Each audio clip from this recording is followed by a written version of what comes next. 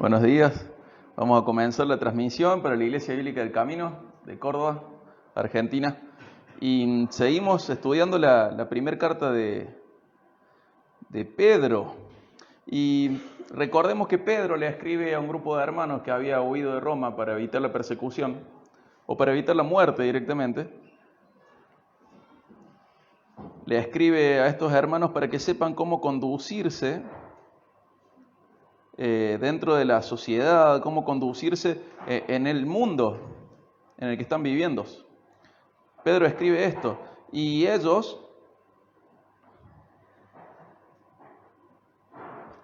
tienen que escuchar la instrucción de Pedro. ¿Por qué? Porque Pedro es un apóstol de Jesucristo. Entonces, Pedro es representante de Jesús y las palabras de Pedro son de parte de Jesús. ¿Sí? Lo hemos ido viendo esto, lo hemos ido explayando, pero tanto el domingo pasado como hoy vamos a tocar algunos versículos que no nos agradan mucho, de los que ninguno tiene pegado en su heladera tampoco, de los que ninguno pone en una calcomanía, porque son versículos que de cierta manera nos molestan.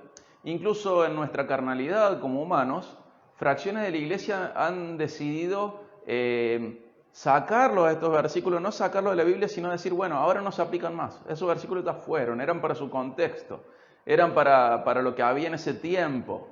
Entonces ellos aplican una hermenéutica que está relacionada con el contexto, solamente con el contexto del pasaje, y no trasladan los principios bíblicos que hay hacia nuestro contexto. Y ahí falla. Y si el domingo pasado hablamos uno incómodo de escuchar esto de ser una persona con una conducta irreprochable en su ámbito laboral, el de hoy te aseguro que me gano un montón de miradas de odio, un montón de desaprobaciones. Pero sinceramente lo importante es que Dios nos apruebe y agradarle a Él, más allá de lo que los mortales piensen.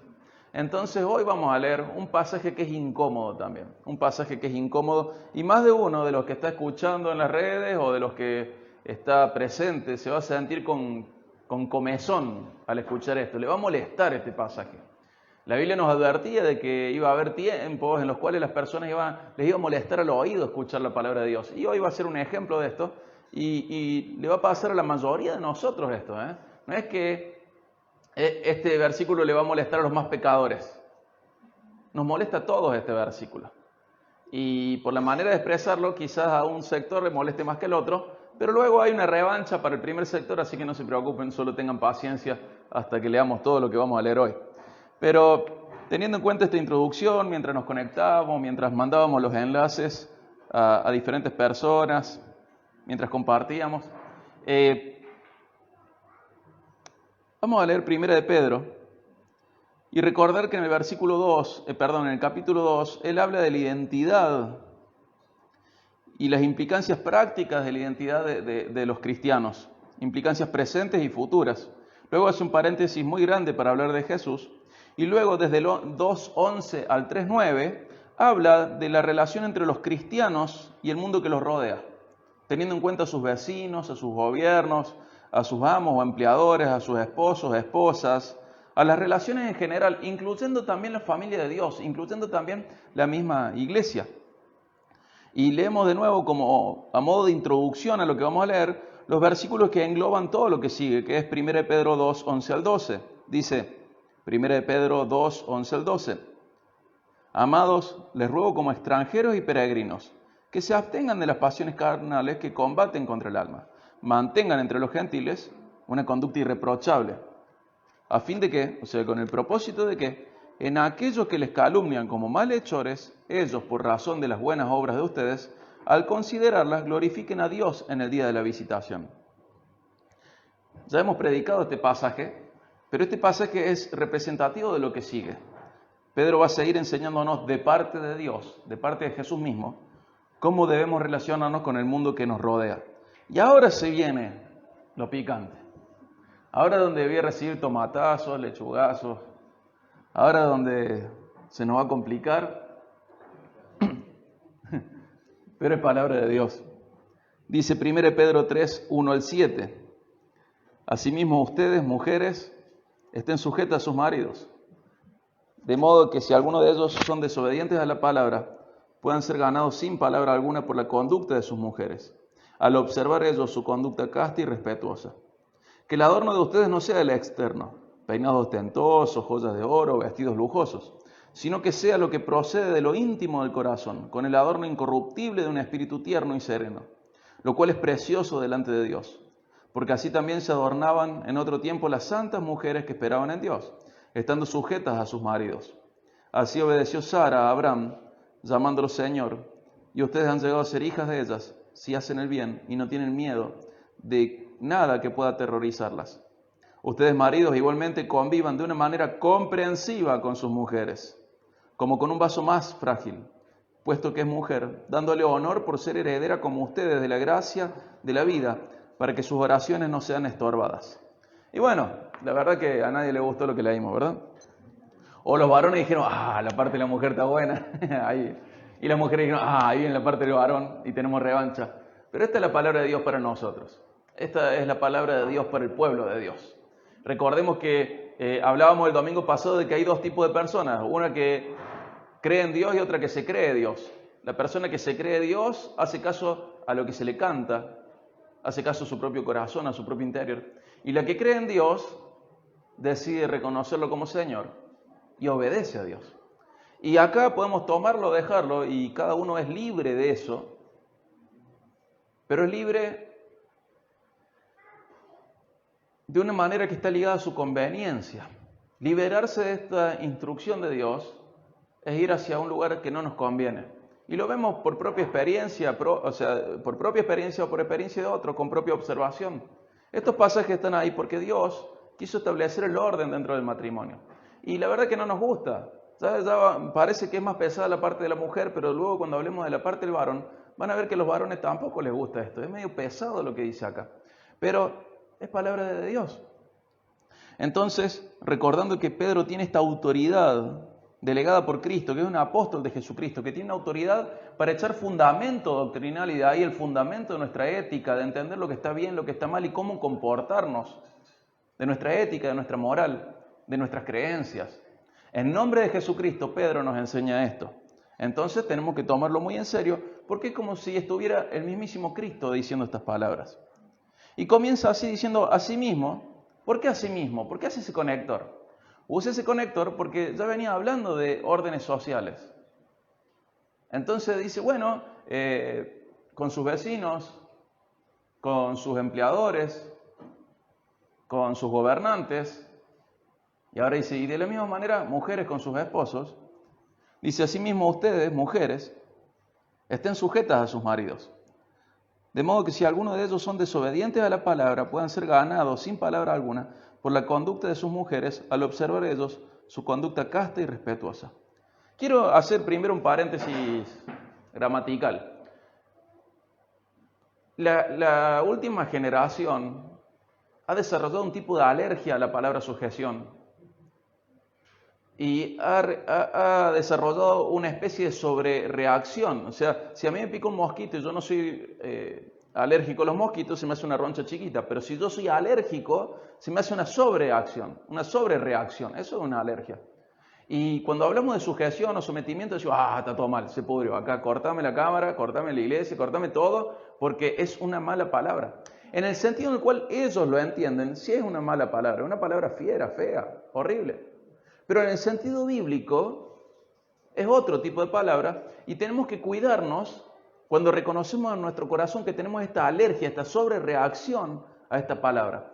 Ya vamos a hablar por qué se ha generado esta alergia a esta palabra de sujeción. Ya lo vamos a ver eso, pero fíjense que nosotros vimos la conducta civil como una herramienta preevangelística, ¿se acuerdan?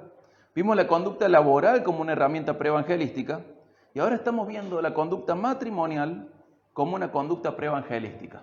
¿Qué dice ahí? ¿Cómo debe ser la conducta de la mujer? Pura y respetuosa, sin dobles intenciones, honesta, sin pensamientos incorrectos, siendo respetuosa con su esposo. Eso básicamente es la sujeción. Reconocer el liderazgo de su esposo. Y, ojo, primero tenemos que tener en cuenta que es una herramienta preevangelística diseñada por Dios. Una conducta no rebelde frente al liderazgo del esposo como herramienta de Dios para influir en él. Fíjense que la mujer influye en su esposo, tiene la posibilidad de influir en su esposo hacia el bien espiritual de su esposo a través de su conducta de aceptar el liderazgo de ese esposo. Obviamente no son absolutos, son generalidades y cada caso debe ser revisado de manera particular porque puede haber otros factores. Esto no es un absoluto, no es una aceptación ciega al liderazgo del esposo. Es igual que el tema de la obediencia civil, laboral, donde hay excepciones. Hay lugar para la desobediencia civil con fundamento bíblico, también para la laboral con fundamento bíblico, también para la matrimonial con fundamento bíblico. Una de las excepciones encuentra su fundamento en cuanto el gobierno o el empleador o el esposo llevan a la esposa a ir en contra de su vida espiritual o llevan a la esposa a ir en contra de lo que Dios establece, que prácticamente es lo mismo. Entonces no es un absoluto, pero quiero que sepan que muchos de los que hoy llaman machirulos a otros, muy frecuentemente es porque han sido criadas por verdaderos machirulos, por hombres que son tiranos, que son manipuladores, que son controladores, que solo son machos biológicamente, pero de hombre no tienen nada a nivel de virtud. Entonces de ahí se desprende una idea horrible del hombre. Y tenés que saber que tanto el machismo como el feminismo tienen gran parte de su raíz en hogares con malos ejemplos. Entonces, papá, mamá, si querés que tus hijas no sean feministas, si querés que tus hijos no sean machistas, vos tenés que dar ejemplo. Porque gran parte de la vigencia del machismo y de la vigencia del feminismo viene por el mal ejemplo que han recibido en sus casas cada una de esas personas machistas y feministas. Entonces, comprender de que es importante ser buen padre, pero ser buen padre también tiene que ver con ser buen esposo y dar un ejemplo de trato entre varón y mujer, ser un buen ejemplo de esposo. Entonces, aparece mucha gente que en realidad disfraza sus causas aparentemente nobles, pero que en realidad solamente el fundamento de sus causas es resentimiento por los hogares tristemente feos que tuvieron. Y surge el machismo, surge el feminismo, y son causas, sobre todo hoy que está de moda el feminismo, son causas que le dan un sentido existencial a muchas mujeres. Pero ¿por qué necesitan esas causas? Porque creen que todos los hombres son como sus papás. ¿Y cómo han sido sus papás? Tiranos, controladores, manipuladores. El típico que mete la pata, luego pide perdón. Ya sabemos cuál es el patrón del golpeador y del manipulador. Meter la pata hasta el fondo, pedir perdón, entrar en una luna de miel, meter la pata hasta el fondo, pedir perdón, la luna de miel, y así. Y mantiene a la mujer sujeta en una ilusión que es mentira, pero la tiene ahí. Y no sale de ese patrón. Entonces las hijas y los hijos de estas personas, al ver el patrón de conducta de sus padres, dicen, no, la verdad que todos los hombres son iguales, o todas las mujeres son iguales, ninguno vale la pena, y sonamos. Pero ¿dónde estuvo la escuela de odio hacia el varón o hacia la mujer, o a los roles bíblicos? En el mismo hogar, con un patrón de conducta pecaminoso. Y bueno, estamos hablando de por qué a la mujer le cuesta aceptar esta palabra de Dios, donde la llama a aceptar el liderazgo de su esposo. ¿Sabe por qué le cuesta? Porque su esposo puede ser un verdadero machirulo aunque venga a la iglesia. Una persona controladora, cíclica, que sabe hasta dónde arruinar las cosas y bueno, y ahí pide perdón y tira algo que es como un aliciente, un alivio, un regalo. Y de ahí vuelve hacia atrás y se porta bien y después de nuevo. Y eso es manipulación constante, una y otra vez. Y los hijos están mirando todo eso. Entonces luego llegan a la adolescencia y dicen, si los hombres son como mi papá, prefiero ser feminista. Y pasa lo mismo al revés, ¿eh? Hay hombres que son machistas por las actitudes de su mamá. Manipuladoras, controladoras, falsas, mentirosas, chismosas. Entonces, esto es para todos, ¿sí? Para todos. ¿Por qué muchas mujeres son feministas por culpa de sus papás? Por culpa de los hombres. ¿Por qué muchas personas, muchos hombres son machistas por culpa de sus padres también? Entonces, Dios a través de Pedro dice, hey, el modelo bíblico, el modelo divino, el modelo de Dios para el matrimonio es este. Mujeres, acepten el liderazgo de sus esposos con una conducta pura, con una conducta honesta, respetuosa, sin dobles intenciones, sin verlo como una competencia, como una lucha de poder al matrimonio, sino entendiendo que se casaron para ser un mejor equipo. ¿Conocen de luchas de poder dentro de los matrimonios? ¿No son esa parte de los grandes problemas? Y acá Dios a través de Pedro está diciendo, no luchen por el poder. Y primero comienza, las mujeres primero, acepten el liderazgo de sus esposos y tengan una conducta pura y sin mancha, una conducta pura y respetuosa. En un libro que se llama Límites, no sé pronunciar estos apellidos, pero son Cloud y Townsend, dice esto en un párrafo: nunca nos hemos encontrado con un problema de sumisión que no tuviera en su raíz a un marido controlador. Con controlador se refiere a ser un tirano, alguien que quiere gobernar todo, no controlar de ser responsable, sino controlador, de querer controlar y gobernar todo. Entonces dice, nunca nos hemos encontrado con un problema de sumisión, hablando de la mujer, que no tuviera en su raíz a un marido controlador. Cuando la esposa comienza a establecer unos límites bien definidos, se hace evidente que el marido controlador no sigue a Cristo, porque la esposa ya no permite su conducta inmadura. Lo confronta con la verdad y establece límites bíblicos para controlar la conducta lesiva y vejatoria. Muchas veces, cuando la esposa pone límites, el marido comienza a crecer. Esto lo dice en su libro Límites. Y nos da un panorama de las excepciones para aceptar este liderazgo. Maridos que son tiranos, maridos que son manipuladores, abusivos, maridos que son lo peor de la vida de su esposa, pero saben hasta dónde arruinar la situación. Luego de ahí piden perdón, lloran y vuelven y hacen algún alivio y luego vuelven a caer. ¿Por qué? Porque queda en evidencia de que no se han rendido a Cristo. Y la esposa también está llamada a poner límites. De la misma manera que hablábamos de los límites con respecto a la obediencia civil, a la obediencia laboral, en la obediencia matrimonial también hay límites. No es un absoluto esto, es una generalidad. Mujer, ¿querés ser una mujer más madura en la fe? Acepta el liderazgo de tu esposo. ¿Es un absoluto? No, no es un absoluto. No es un absoluto. No, nunca deberías obedecer algo que vaya en contra de tu Dios o en contra de tu vida espiritual. Cuando va en contra de tu vida espiritual, tenés la obligación de rebelarte a esta institución, porque primero tenés que obedecer a Dios y luego a los hombres, incluso cuando ese hombre es tu esposo. Hay límites. Y este versículo ha sido usado por muchos varones para manipular a sus matrimonios. Mujer, sujétate. Es verdad, podemos recordar y tenemos que enseñar toda la palabra de Dios. Pero este no es un mandamiento para los varones a sujetar a sus esposas. Es un mandamiento para las mujeres para aceptar el liderazgo de sus esposos. No es un mandamiento para el varón, es un mandamiento para la mujer. Y eso es muy importante, porque muchas veces se abusa de este mandamiento, como de cualquier otro, ¿verdad? Entonces, insisto, no son exhortaciones a someter a otros, sino nosotros, en el caso de las mujeres, a sujetarnos voluntariamente, a sujetarse voluntariamente al liderazgo del esposo. En el caso del varón, el varón debe dar un ejemplo de sujeción. ¿Un ejemplo de sujeción a quién? A Cristo. A Cristo. Y darle ejemplo a su esposa de una vida de sujeción a su autoridad, a su líder, a su liderazgo. ¿Quién es su líder?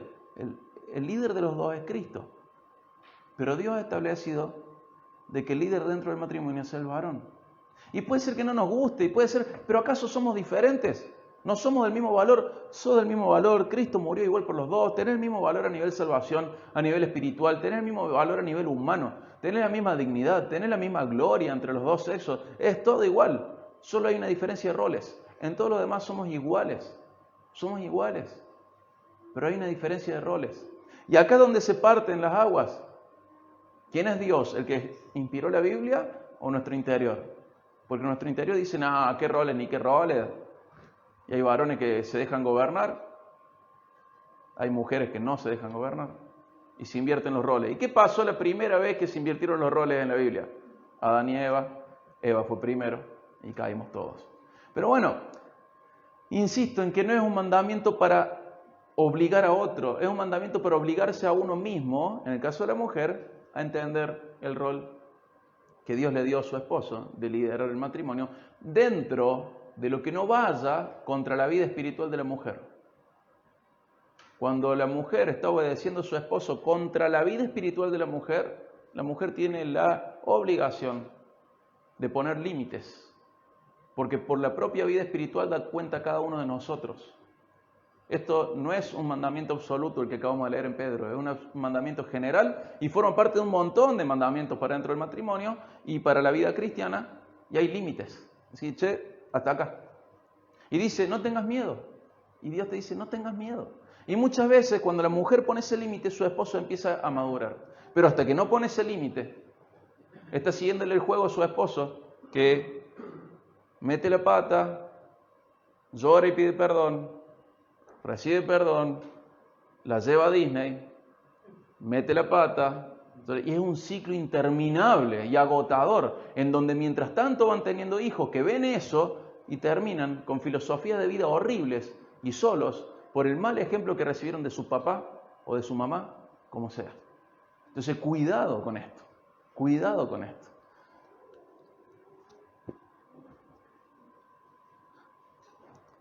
Y sigue. Vamos a leer el 3 y vamos pensando en que la desobediencia de Dios de uno no habilita la desobediencia de Dios del otro, y el pecado de uno nunca justifica el pecado del otro. Y dentro de esta conducta de aceptar el liderazgo de su esposo con honestidad, con respeto, dentro de esta conducta dice que adorne sus vidas, que tenga algo más, que la haga más valiosa, más preciosa. Y dice el 3, que el adorno de ustedes no sea el externo, peinados ostentosos, joyas de oro, vestidos lujosos, sino que sea lo que procede de lo íntimo del corazón, con el adorno incorruptible de un espíritu tierno y sereno, lo cual es precioso delante de Dios. Porque así también se adornaban en otro tiempo las santas mujeres que esperaban en Dios, estando sujetas a sus maridos. Así obedeció Sara a Abraham, llamándolo Señor, y ustedes han llegado a ser hijas de ellas y hacen el bien y no tienen miedo de nada que pueda aterrorizarlas. Quiero hacer un paréntesis para que no se entienda mal este pasaje. La primera parte dice que el adorno de ustedes no sea el externo. Y ahí Pedro, si bien está escribiendo en griego, usa un hebraísmo. No está diciendo sean un esparpanto, mujeres sean un espantapájaro. Y bueno, tendríamos que hablar de la parte hermenéutica y exegética de esto, y tiene que ver con el griego y con el hebreo, pero lo pueden hacer en sus casas, no es la prédica no es para eso. Pero no está diciendo no se preocupen por eso, sino que Pedro está haciendo un hebraísmo diciendo preocúpense más por esto. Es más, en el lenguaje original no dice vestidos lujosos, sino dice vestidos. Entonces de ninguna manera Pedro diría no se vistan. Entonces entendemos el hebraísmo, entendemos el conflicto lingüístico que hay. Dice, no está acá Pedro diciendo sean un esparpanto, mujeres, pónganse lo más fiera posible porque son espirituales. No está diciendo eso. Por supuesto que no es un mandato para espiritualizar el abandono físico y externo. Incluso en 1 Corintios 7, 33 al 34 dice que los casados debemos agradar a nuestro esposo y esposa. Es una responsabilidad de la persona casada agradarle. Eso involucrará quizás afeitarse o no afeitarse, tanto en varones como en mujeres. Involucrará quizás algo de ropa dentro de los límites decentes. Involucrará quizás un peinado. A mi esposa le gusta como yo estoy ahora, por ejemplo, me tengo que aguantar. A mí también me gusta, así que zafamos. Pero involucrará comer más, comer menos, salir a correr. Involucrará, ¿cómo te agrado más? Entonces es un mandamiento y de ninguna manera está en contra de esto. Está en 1 Corintios 7, 33 y 34, agradarnos unos a los otros dentro del matrimonio. Es una responsabilidad buscar agradarle al otro. Pero Pedro está enfatizando una cosa sobre otra. Está diciendo que le demos más importancia a la parte interna que a la externa.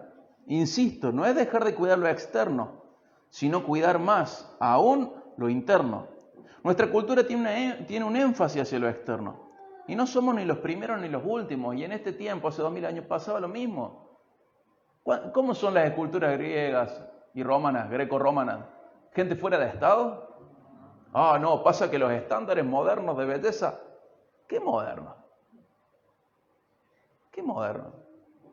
Siempre más o menos nos gustó lo mismo. Tuvimos en el siglo XIX un tiempo en el cual nos gustaba a nivel general involucrado la idea con muchas guerras, que la persona fuera lo más obesa posible y era la más linda. Pero más allá de eso, de los gustos que son subjetivos, generalmente se ha tirado hacia lo mismo. Una persona más o menos en estado, en forma. ¿En forma de qué? Bueno, en una forma saludable, porque depende de eso, que sea saludable. Eso es lo importante, que sea saludable. Saludable. Si es extremadamente delgada la persona y no es saludable, está mal. Y si es extremadamente obesa, no es saludable de una. Entonces, es saludable, es eso. Es eso. Y dice, bueno, eso es importante, obviamente, pero lo más importante es lo de adentro. Lo externo es importante, pero es mucho más importante lo de adentro. Lo que Pedro está enfatizando es que el interior es el asunto primario y el exterior es secundario. Ahora viene la gran pregunta. ¿Cuánto tiempo? Porque estamos hablando de las mujeres ahora. Y no con todas, porque somos pocos y nos conocemos mucho. ¿Cuánto tiempo dedicas a peinarte, a plancharte el pelo? ¿Y cuánto tiempo dedicas a tu vida espiritual? ¿Cuánto tiempo dedicas a que la selfie salga perfecta? ¿Y cuánto tiempo dedicas a tu vida espiritual? ¿Cuánto tiempo dedicas a ver qué ropa? Yo no tengo hermanas y no tengo hijas, así que no sé cómo es la movida, pero más o menos entiendo. Pero, ¿cuánto tiempo dedicas a ver qué ropa te queda mejor en vez de revisar tu carácter y ver cómo agradar más a Dios? ¿Cuánto tiempo dedicas a ver, ay, mira que esto, que el otro, que... cosas que las mujeres saben y yo no, porque no tengo hermanas, no tengo hijas, pero ustedes saben, algunas de ustedes saben. ¿Dónde está su corazón?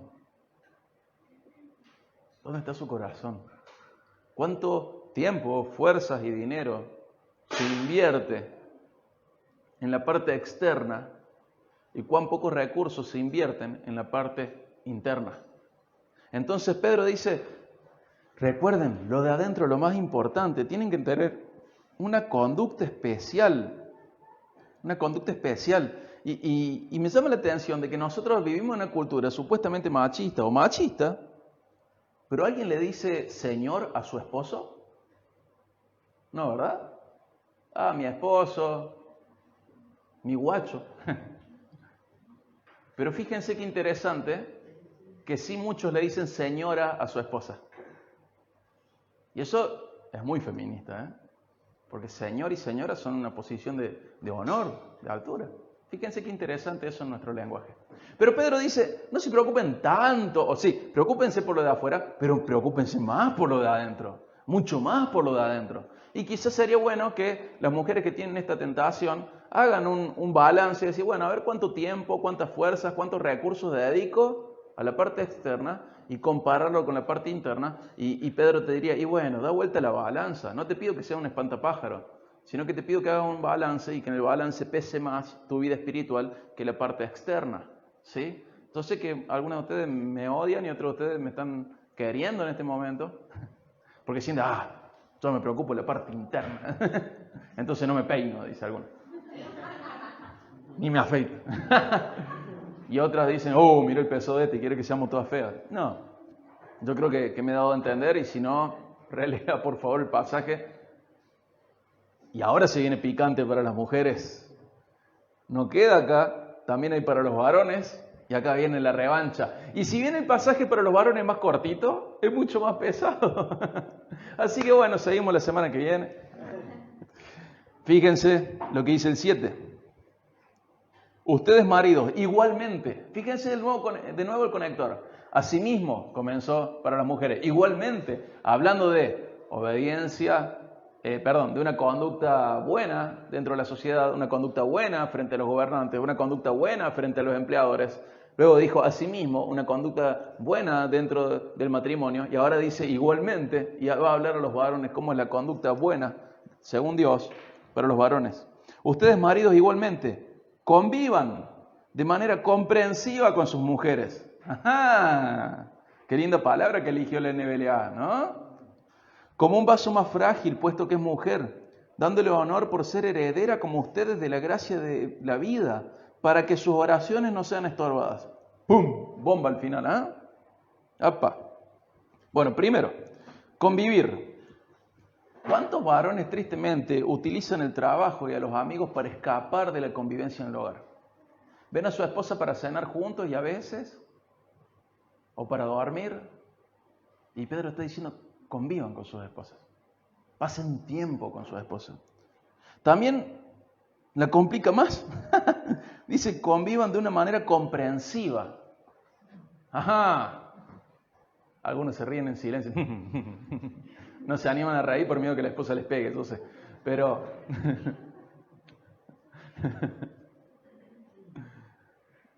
dicen que un día un cura dijo que se levanten y se vayan todos los que son gobernados por su esposa. Y se levantaron todos y se fueron. Y quedó uno solo. Entonces el cura le dijo, ¿y por qué vos no te levantaste? Porque mi esposa me dijo que si me levantaba me pegaba. Comprensivamente. Igual quiero hacer la aclaración, ese comprensivamente tiene que ver con ser sabios, ser entendidos con la vida. Comprensivo no de le voy a entender todo, porque ya sabemos que ese no es el camino. Voy a intentar entender, pero voy a vivir de manera razonable, sabia con ella. Convivir con ella de una manera sabia, con entendimiento. Luego dice convivir tratándola como más frágil. Y fíjense qué interesante que no dice como frágil, sino que dice más frágil. Y quizá a alguna mujer le molesta esto. Y quizá alguna mujer no es más frágil que algunos varones. Y hay varones que son más frágiles que algunas mujeres. Pero generalmente la mujer es más frágil que el varón. Y es muy interesante que diga más. ¿Por qué? Porque los varones también somos frágiles. Los corazones de los varones se rompen también. Los corazones de los varones son influenciables, son rompibles. Y el de la mujer un poquito más. Nada más.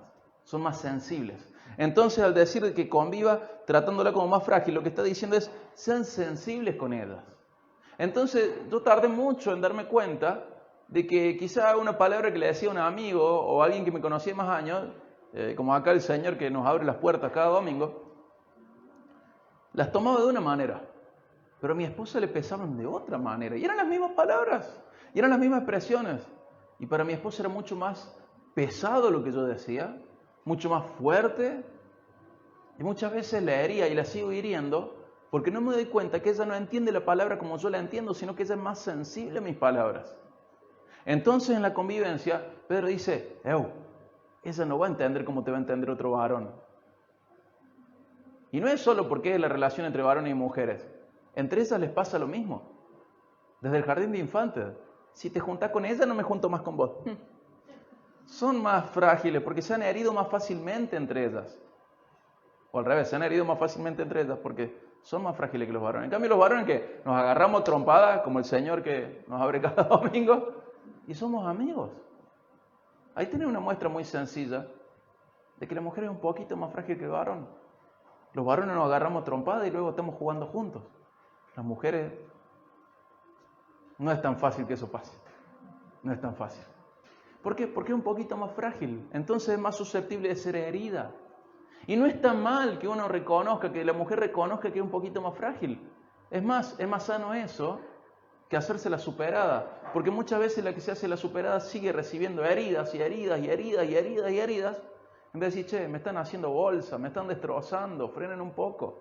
Decirle su contexto eso y mostrar cierta fragilidad. Y el varón también es frágil. La mujer es un poquito más frágil, pero el varón también es frágil. Y saben que una de las heridas más grandes que le produce a alguien un varón viene de parte de una mujer. También es frágil. Somos frágiles. Hombres y mujeres somos frágiles. Y es interesante esto, convivir, no usar el trabajo y los amigos para escapar, convivir de manera comprensiva, sabia, con entendimiento, convivir con ella tratándola como más frágil, siendo sensibles a ellas. Y después fíjense qué loco lo que dice el final del capítulo 7. Dándole honor por ser heredera como ustedes de la gracia de la vida. O sea, convivir dándole honor por ser heredera de Dios. Convivir dándole honor porque es una hija de Dios. Y ahora te la voy a dejar clavada en el ángulo al tiro libre que voy a pegar. Convivir con tu esposa recordando que es hija de Dios. Y lo voy a traducir. Convivir con tu esposa recordando que Dios es tu suegro. Ahora los varones me quieren tirar cosas. Dios es tu suegro. Conviví con tu esposa recordando que es una hija de Dios. Por lo tanto, Dios es tu suegro. Ahí sí que nos tiemblan las rodillas. ¿Eh? Nos gustó cuando sujétese la esposa a su esposo, inflamos pecho, los varones. Pero ¿y esta segunda parte? es pesadísima para el varón. Y las dos partes son imposibles sin la ayuda de Dios en nuestras vidas, sin el Espíritu Santo ayudándonos a hacerlo. Entonces quiero que sepan, o que recuerden, o que sean conscientes de que el matrimonio es una institución en peligro de extinción. ¿Y saben quiénes somos los últimos refugios, el último refugio del matrimonio? Los cristianos.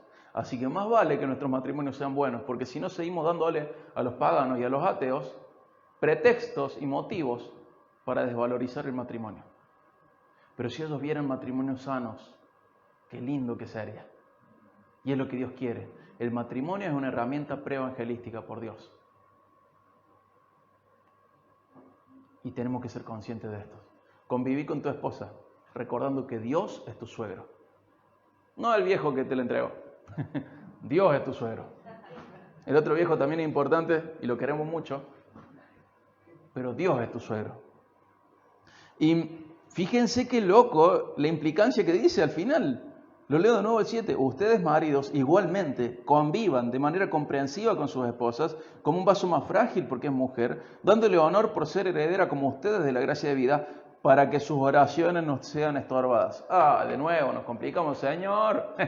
¿Qué pasa? Si uno trata a tu esposa como corresponde, tu oración es estorbada. Pero Dios escucha todo. Sí, Dios escucha todo en un sentido de capacidad, porque Dios está en todos lados, Dios puede oír todo.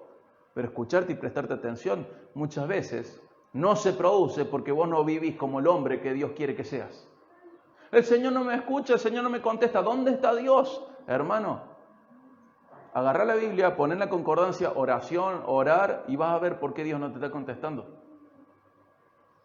Vas a ver que Dios te quiere contestar, pero te dice, mira, yo te voy a contestar, pero vos conviví con tu esposa de manera comprensiva, tratándola de manera sensible, recordando que yo soy tu suegro, para que tu oración no sea estorbada. Dios quiere responder mucho más de lo que nosotros estamos dispuestos a aceptar las condiciones para la respuesta de Dios. Y acá podemos ver en nuestras vidas, cada uno de nosotros, varones, que muchas veces Dios no nos responde, pero justo al mismo tiempo, casualidad, no estoy siendo un buen esposo. Dios sí quiere responderte. Pero acá está una de las tantas condiciones para que Dios te responda. Incluso hay un proverbio, que lo he contado esto en alguna situación, que en mi Biblia, que me regaló mi viejo, cuando lo leí por primera vez, cuando tenía 15, que en ese año me regaló mi viejo en el 98, cuando leí este proverbio, al lado del proverbio escribí palazo. Y el proverbio dice así: el que aparta su oído para no oír la ley, hace su oración abominable. Te lo traduzco al criollo, al cordobés básico. Si vos no querés escuchar a Dios, no querés leer la Biblia, haces que tu oración le dé asco a Dios. Eso a mí me partió la cabeza.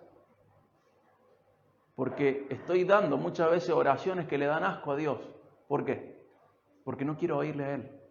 O muchas veces mis oraciones son estorbadas. ¿Por qué? Porque quiero ser un hombre dentro de mi matrimonio como a mí se me canta y no como Dios dice.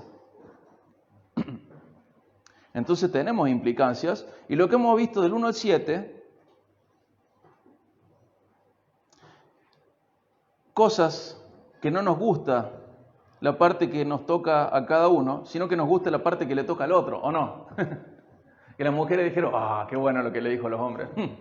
Más vale que me trate con sensibilidad, más vale que me honre, que se acuerde que Dios es mi papá. Y los varones habrán dicho, que acepte mi liderazgo con respeto.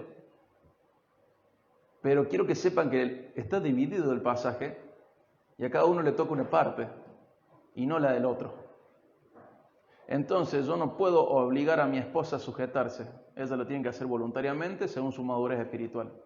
Y ella puede ser desobediente a mi liderazgo si yo la llevo en contra de su vida espiritual. Y mujeres, no abusen de esa sensibilidad que tienen. Que su esposo las pueda tratar como corresponde, pero ustedes no lo manipulen. No lo manipulen. ¿Sí? Es importante ver cuál es la parte que nos toca a cada uno. Dios quiere que sus hijos sean llamativos por una buena conducta en cualquier situación. Y esto es lo que venía hablando Dios a través de Pedro. Que sus hijos llamen la atención por la conducta que tienen. Que esa conducta sea un elemento preevangelístico. Y recordemos que podemos decir, este pasaje no me gusta, pero quiero que te quede muy claro, Dios es personal, no es personalizable. Dios es personal, no es personalizable. Lo que me gusta lo tomo, lo que no me gusta lo saco. No, este es el Dios de la Biblia. Nosotros somos protestantes y creemos que la Biblia es la palabra de Dios, inspirada a través de su Espíritu Santo, a gente que la ha escrito y que la ha terminado. La ha comenzado y la ha terminado. 40 autores, 66 libros que son instrucciones de Dios para nuestra vida. Si no, nos vamos a otra religión. Pero si estamos dentro de esta religión, el protestantismo real tiene en cuenta la Biblia como la instrucción de Dios para vivir, la fuente de nuestra doctrina, de nuestra creencia y la fuente de nuestra práctica, de nuestra ética, porque también es la fuente de nuestra moral. Y Dios es personal, pero no es personalizable. Yo no puedo tomar lo que me gusta de Dios y descartar lo que no me gusta de Dios. Y acá está representado Dios en su palabra. Entonces, recordando esto, vemos que en el caso del matrimonio, la instrucción de Dios es más especial todavía. ¿Sabes por qué? Porque es una sombra de una realidad superior. Es una sombra de una realidad muy superior. Y esto ya gran parte de la iglesia lo sabe. Es una sombra, una ilustración del trato entre Jesús y su pueblo. Entonces, para cerrar, acompáñame a Efesios 5, que es lo último que vamos a leer. Efesios 5, 21 al 33.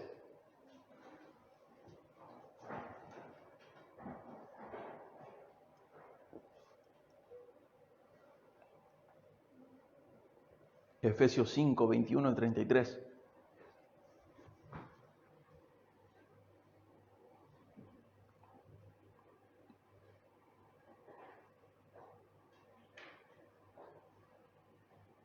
Dice, comienza así el 21, sométanse unos a otros. ¿Quiénes? Unos a otros. Uno al otro, varón a la mujer, mujer al varón, en el temor de Cristo. ¿Y cómo se expresa esto de someternos unos a otros a Cristo? El 22 dice, las mujeres estén sometidas a sus propios maridos como al Señor, porque el marido es cabeza de la mujer, así como Cristo es la cabeza de la iglesia, siendo Él mismo el Salvador del cuerpo. Pero así como la iglesia está sujeta a Cristo, también las mujeres deben estarlo a sus maridos en todo. De nuevo, ese todo no es absoluto, estamos hablando de la vida espiritual.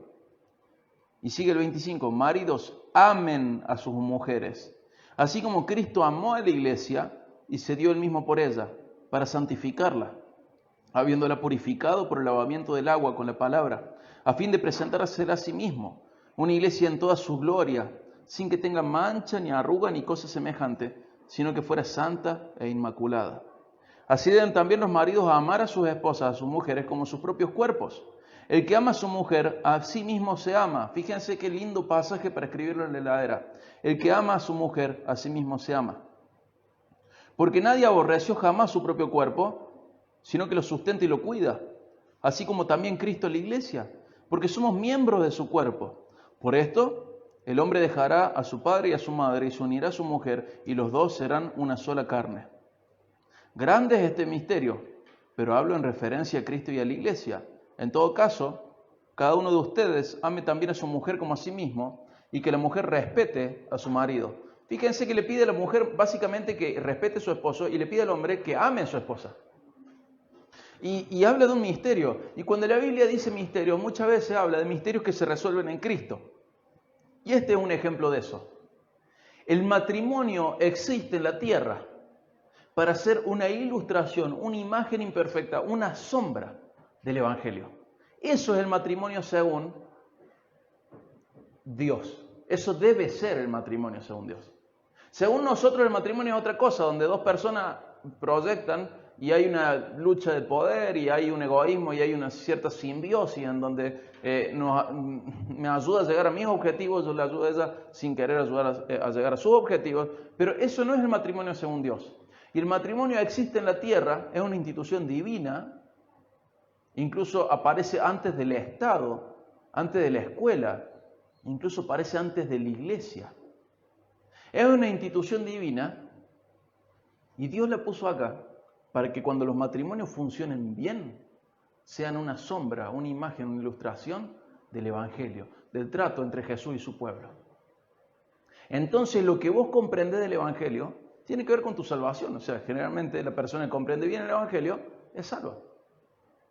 Pero si realmente lo comprende bien, eso va a afectar su relación matrimonial. Porque sabe que su matrimonio es una institución con el propósito de ser una ilustración del Evangelio, del trato entre Jesús y su pueblo. Si tu idea del Evangelio es muy superficial, muy viciada, vas a tener un matrimonio fracasado. Por más que vengas a la iglesia. Por más que cantes, alabes, ofrendes, sirvas. Pero si tu idea del Evangelio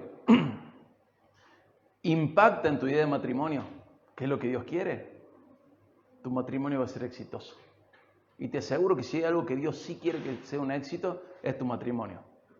Pero varón, tenés que ocupar tu lugar, mujer, tenés que ocupar tu lugar. Dios quiere que el matrimonio sea un éxito, un lugar, una fuente de amor, de diálogo, de comprensión, de respeto, de protección, de compañía, de amistad. Imagínate, Dios pensó en el matrimonio, inventó el matrimonio para que sea una sombra del Evangelio, del trato entre Jesús y su pueblo. Entonces, lo que nosotros entendemos del Evangelio lo tenemos que representar en la relación que tenemos con nuestros esposos. La esposa como un ejemplo de lo que debe ser el pueblo de Dios, el esposo ejemplificando el amor de Jesús. Ese es el propósito existencial del matrimonio, que fue un misterio hasta que Dios lo reveló en Jesucristo. De manera que en el matrimonio lo más importante no son los dos individuos que lo componen, sino que en el matrimonio lo más importante es la relación que hay entre ellos, porque debe ser una sombra, una imagen, una ilustración terrenal del Evangelio. ¿Sí? Lo más importante del matrimonio no son las dos personas que lo conforman. Lo más importante del matrimonio es la relación que hay entre esas dos personas, que debe ser una imagen terrenal de una realidad espiritual y celestial, el Evangelio, el trato entre Jesús y su pueblo. Y ahí hablaba de cómo debe ser el amor entre nosotros, cómo amaba Cristo, cómo ama a Cristo su pueblo. Lo ama incondicionalmente. Varón, así tienes que amar a tu esposa. Lo ama sacrificialmente. Varón, así tienes que amar a tu esposa. Lo ama buscando su santificación, su crecimiento espiritual. Así tenés que amar a tu esposa, varón. Dice, amarla como el propio cuerpo, siempre pendiente de asistirla. ¿Alguno de ustedes se va a olvidar de comer hoy? ¿Alguno de ustedes se va a olvidar de dormir hoy? Ay, no, hoy, vos sabés que hace una semana que no duermo, me olvidé de dormir. Hace 3 días que no tomo agua, me olvidé de tomar agua. Hace 10 días que no como, ay, me olvidé, no me di cuenta. ¿Qué hacemos con el cuerpo? Lo asistimos en su necesidad de dormir, de ser vestido, lo asistimos en su necesidad de comer, de nutrirse, de hidratarse, y no nos olvidamos de eso. Y acá Pablo está diciendo, de parte de Dios, varón, así como estás pendiente de tu cuerpo, tenés que estar pendiente de tu esposa. Y dentro de eso, buscar su santificación, su crecimiento espiritual, amarla sacrificialmente y amarla incondicionalmente. Tal como Cristo nos dio el ejemplo al amarnos a nosotros, ¿sí? Cierro con esta idea. Insisto, el propósito existencial del matrimonio, que fue un misterio, fue revelado en Cristo. El propósito por el cual el matrimonio existe en la tierra es ser una ilustración terrenal del Evangelio. Al punto de que los dos individuos no son lo más importante, sino que lo más importante es la relación que hay entre ellos. El varón tiene cosas para hacer, la mujer tiene cosas para hacer. Y ambos pueden disfrutar de esto, porque no hay ninguna muestra de amor más grande que el Evangelio. Y el matrimonio tiene que estar totalmente impactado por la realidad del Evangelio, al punto de ser una copia terrenal, una ilustración terrenal, una sombra terrenal, ¿sí? Vamos a orar. Dios te bendiga muchísimo. Espero que hayas llegado hasta el final, concentrado, así no me odias tanto con lo primero que leí. Pero más allá de eso, que el Señor te haya bendecido, que es el verdadero interés, y que hayas podido ser nutrido a través de la palabra de Dios. Dios te bendiga muchísimo en esta mañana.